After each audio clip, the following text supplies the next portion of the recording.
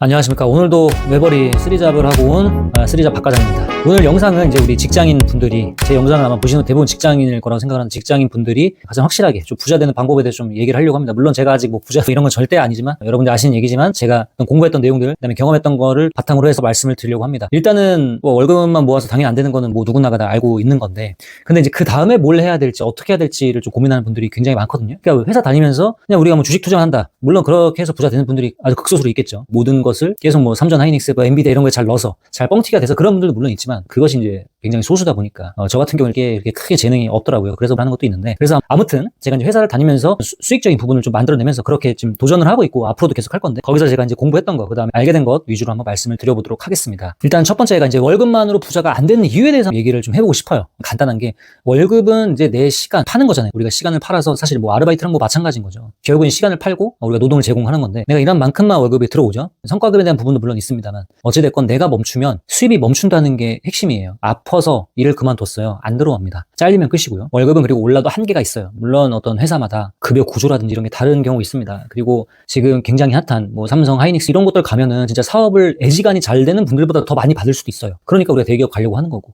대기업 가도 거기서도 너무 편차가 크기 때문에 뭐 이것까지 우리가 이 회사를 가야겠다라고 사실 그래서 거길 또 가는 것도 아닙니다. 그리고 어찌됐건 대기업에 갔다 그런다 한들 많이 받는, 우리가 뭐 차장, 부장, 뭐 임원이 달기 전까지라고 한다면 사원 대리에 막 2배, 3배 이렇게 또 가지는 않거든요. 그게 어쨌든 진급을 하면 회사마다 다르겠지만 몇 %씩 오르는 구조지, 뭐 2배, 3배씩 절대 가지 않기 때문에 한계가 있습니다. 반면에 물가는 복리로 그 이상으로 올립니다. 그죠? 집값은 더 많이 오르죠. 애초에 금액 절대값 자체가 높기 때문에 더 빨리 오릅니다. 그리고 그러니까 월급이 올라도 격차가 이게 계속 내 소득 수준이 이렇게 떨어지는 구조를 가질 수밖에 없는 거죠. 그래서 월급을 열심히 이제 거는 좋은 건데, 근데 월급만 갖고서는 절대로 부자가 안 되는 건 이 시스템의 문제다라는 것을 어떤 그 부자 아빠, 가난한 아빠 책에 보면 나와 있습니다. 근로소득의 투자나 사업을 통한 레버리지를 더해야만 부자가 될 수 있다. 책에 나와요. 저도 이 책을 아주 예전에 읽었어요. 많이들 읽어보셨을 겁니다. 그래서 그때 알았던 게, 월급의 곱하기를 해야 된다. 덧셈이 아니라 곱하기의 영역으로 들어가야 된다. 월급은 당연히 더하기죠. 투자나 사업은 곱하기의 영역이 있는 거고요. 그러니까 더하기만 하면 속도가 안 나고 어차피 따라갈 수가 없고, 우리 모업은 계속해서 수익 능력이 떨어질 거 아닙니까? 자연적으로. 그러다 보니까 곱하기의 영역으로 넘어가야 됩니다. 서서히. 그 다음에 보면 직장인한테 레버리지가 좀 어려운 이유가, 이게 말처럼 쉽지가 않아요. 직장인한테 또 3가지 제약이 있습니다. 제가 생각한 3가지 제약은, 일단 첫 번째, 시간이 많이 없어요. 퇴근을 하고 집에 오면 기본적으로 뭐 6시, 7시 이렇게 됩니다. 더 늦은 경우도 많고요. 어떤 공부할 시간이라든지 어떤 인풋을 넣을 시간이 많이 없어요. 그러니까 자본이 없고, 외벌이면은 더 없습니다. 생활비 빼고 이것저것 빼면은, 공과금 빼고 막 되면 남는 게 없어요. 그리고 실패하면은 그 리스크가 너무 큽니다. 직장인은 일단 한번 크게 날리면 회복이 어렵거든요. 계속 이제 직장 다니면서 그걸 메꿔야 되는데 안 메꿔지기 때문에, 그 다음에 이제 가족 전체가 어려워질 수 있는 상황에 처하게, 그렇기 때문에 어려워요. 그렇기 때문에 어렵습니다. 그러니까 알고는 있는데 못하겠던 거죠. 언제 해야지, 지금은 아닌 것 같아, 이런 생각들을 하게 됩니다. 그러다가 이제 뭐 집값이 확 오르면 그때서 공포에 질려서 급하게 뛰어들어요. 주식도 마찬가지고. 그게 이제 포모 때 나오는 거죠. 터지기 전에. 그 준비 없이 기다리면 항상 가장 나쁜 타이밍에 의사결정을 하게 됩니다. 제가 찾은 레버리지 3단계는 이렇습니다. 직장인한테 맞는 레버리지 조건을 좀 충족할 필요가 있어요. 4시간이 적게 들어갈수록 좋고, 실패에 대한 개념이 없는 것, 복구 가능하거나 실패에 대한 것 자체가 없는 것, 그리고 내가 이미 가진 것에 좀 시작할 필요가 있다. 이 조건으로 보면은 3가지 단계에서 3가지 단계가 나올 수가 있습니다. 1단계, 내 경험을 수익을 할 필요가 있어요. 이러한 조건들을 충족하는 게 첫 번째가 내 경험을 수익하는 겁니다.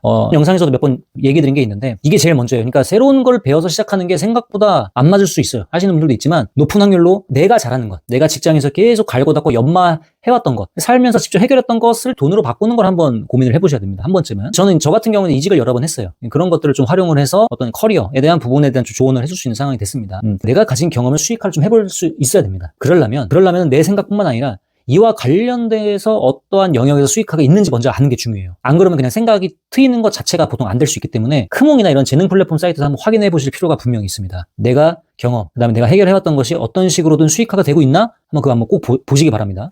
두 번째, 자동화 가능한 수익 구조. 금액이 적더라도요, 내 폼이 반자동화까지 될 수 있는 게 뭐가 있는지, 그런 것들이 뭔지를 한번 살펴보세요. 그런 것들은 새로 배우거나 신규로 해도 무관합니다. 그런 것들은 시간이 초기에 걸리더라도. 아까 제가 위에서 말씀드린 것도 사실 결국에 제 시간을 쓰는 거거든요. 알려주는 것도. 근데 이제 2단계는 그렇게 시간이 회사랑 그 다음에 1단계에서 말했던 걸 채워지게 되면은 시간이 많이 없어져요. 일단 그 2개로 인해서. 그러니까 내가 없어서 돌아가는 구조. 그래서 저는 찾다 찾은 게 이제 단기임대였습니다. 단기임대가 결론적으로 굉장히 잘 선택했다고 말씀드립니다. 단기임대 그 역할을 하거든요. 많이 안 써요, 사실. 시간만 딱 합쳐놓으면은 뭐 하루에 30분이거나 0일 때도 있어요. 0일 때도 있고. 계속 어떤 셋업을 잘 해두면은 크게 들어가지 않습니다. 자는 동안에도 예약은 들어오고요. 아침에 그럼 하면 됩니다. 그래서 직장인 분들이 여유가 뭐 있으신 분들도 있고 없으신 분들도 있겠지만 초기 자본이 적으면서 레버리지가 가능한 것을 한번 고민을 해보시기 바랍니다. 이건 말고도 더 있을 수 있습니다. 그 다음에 투자, 마지막입니다. 투자인데 결국은 1단계와 2단계로 버는 걸 갖고 우리가 투자로 또 가야 됩니다. 그걸로 이제 사업을 하든 아니면 투자로 또 연결이 돼야 됩니다. 종잣돈이 남잖아요. 잉여자금을 갖고 투자를 해야 됩니다. 이 단계에서 레버리지가 정말 좀 힘을 발휘한다고 생각을 합니다. 종잣돈이 없으면 레버리지가 없고 종잣돈이 생겨야 이제 곱하기 작동이 되거든요. 저도 그래서 이런 거를 하기 전에는 그냥 월급만 갖고 다 이제 쓸 거를 다 써버리니까 안 남아요. 뭐 할 게 없어요. 뭐 굴러갈 돈이 없는 거예요. 그리고 이제 제가 이제 부업이랑 이제 단기임대 이런 걸 하면서 계속 수익화를 하면서 그렇게 남은 돈으로 투자를 해왔던 거죠. 그러니까 우선은 종잣돈을 모으는 게 첫 번째고 그 다음에 투자입니다. 순서로 보면 당연하지만. 내용을 좀 정리를 해보면 우리 직장인 분들이 추가적인 부분을 생각을 해야 될 것은 크게 세 가지입니다. 첫 번째는 내 월급에 수입이 있는지 없는지 확인을 하시고 끊기면 어떻게 될지 한번 좀 생각을 우리가 해봐야 됩니다. 사실 그런 어떤 내적 동기가 굉장히 중요하거든요. 사실 테크닉적인 거는 그 다음이라고 저는 생각을 합니다. 어떤 계기가 좀 있으면 더욱 좋고 그런 부분들을 좀 한 번쯤은 고민을 해보셔야 됩니다. 두 번째는 내가 직장에서 또는 직장이 아니더라도 간헐적으로나마 해결해왔던 것이 있는가, 그리고 그것이 수익화가 되고 있는가 실제로 현실 세계에서 한번 꼭 찾아보시기 바랍니다. 세 번째는 자동화 가능한 수익 구조, 반자동화라도 아니면 레버리지를 충분히 쓸 수 있는 수익 구조가 있는 거를 6개월 안에 한번 만들어 보세요. 도전을 해보세요. 작더라도. 그걸 계속 늘리면 되거든요. 반복을 한다든지 늘리면 됩니다. 그러니까 어찌됐건 시간을 좀 세팅을 해두고 나서는 크게 폼이 안 들어가는 게 뭔지를 한번 고민을 해보시기 바랍니다. 찾으면 저도 알려주세요. 댓글을 한번 달아주세요. 일단은 더하기 영역으로 우리가 열심히 하면서 곱하기도 결국 가져가야 됩니다. 그러면서 이제 뭐 투자 공부를 그렇게 남는 돈으로 만든 돈으로 투자도 하고 우리가 더 시드를 모아서 뭐 부동산에 투입을 하든 아니면 주식을 하든 뭐 이렇게 하면 되는 거죠.